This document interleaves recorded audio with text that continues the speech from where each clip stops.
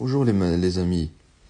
Un petit message à tous les pigeons qui croient que ces gens-là qui sont en photo ont réellement envahi la Syrie, que c'est grâce à eux que bien la Syrie a été sauvée du grand méchant loup Bachar el-Assad.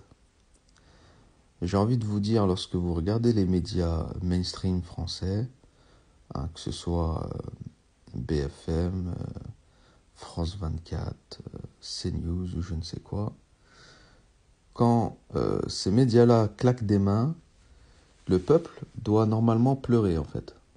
Il faut pleurer. Donc après la Libye, après l'Afghanistan, etc. Voici le tour de la Syrie où nos grands mondialistes, nos grands satanistes ont réussi finalement à faire le travail. Donc là, si vous dites que c'est Israël et ses alliés qui ont fait tomber Bachar el-Assad, là je suis d'accord avec vous. Parce qu'en effet, Israël a déployé, d'ailleurs juste après la chute des troupes dans la zone du Golan, ce qui est une zone démilitarisée. Ils disent que c'est officiellement, ils disent que c'est pour soi-disant renforcer la sécurité. C'est surtout pas une tentative d'expansion territoriale. On sait que Netanyahou est un gentil bienveillant chef d'État qui ne fait pas de mal. Très gentil, Netanyahou. Très très gentil, un vrai caniche. Donc, tout va bien en fait, les gars. En France, tout va bien. On va pouvoir avoir des millions de migrants débarquer en France. Des millions, voire des centaines. Parce que le potentiel de migrants lié à ce qui vient de se passer là, c'est des centaines de millions. Parce que qui va aller vérifier qui est syrien, qui n'est pas syrien? Les mecs qui débarquent en France sans pièce d'identité ni quoi que ce soit, il suffira de dire qu'on est syrien pour pouvoir rentrer dans le territoire. Mais ça, c'est pareil. C'est voulu par les mêmes qui ont fait la chute de Bachar el-Assad. Vous voyez, il était un petit peu trop proche, si vous voulez, de la Russie, de l'Iran. Et bon, les Israéliens, ils aiment pas ça. Parce que eux, ils veulent pouvoir affaiblir tout ce qui est autour d'eux pour pouvoir survivre. Ils n'ont pas le choix, petit pays comme ça. Il faut vraiment foutre en l'air tout ce qui est autour pour qu'ils puissent survivre. En fait, c'est une question de survie pour eux. Parce que c'est vrai que avoir des centaines de millions d'Arabes autour d'eux, il y a quand même un potentiel assez énorme de se faire dézinguer. Donc il faut les affaiblir.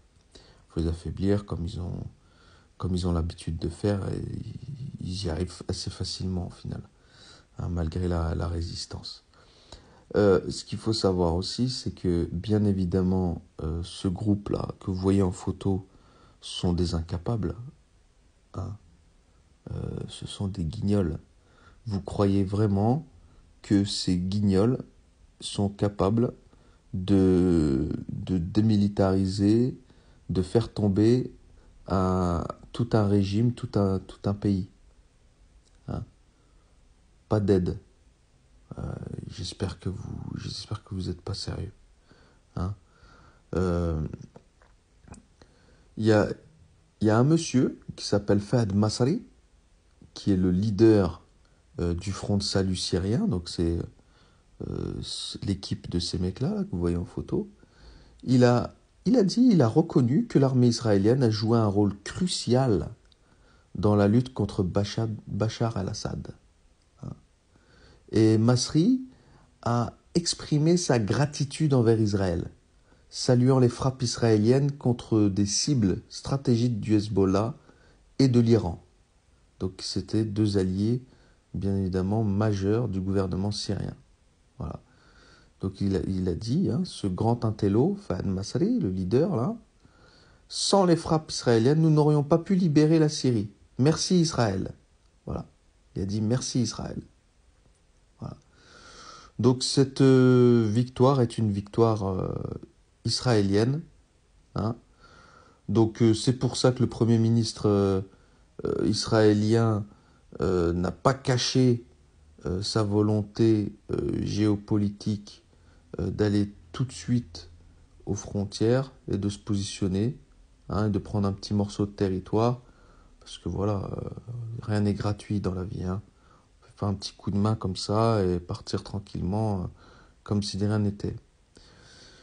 Donc je vous le dis, les amis, c'est une triste nouvelle pour les Syriens tout d'abord, pour le monde occidental également. Sachez que Israël et ses alliés n'en ont rien à cirer de l'Europe, hein.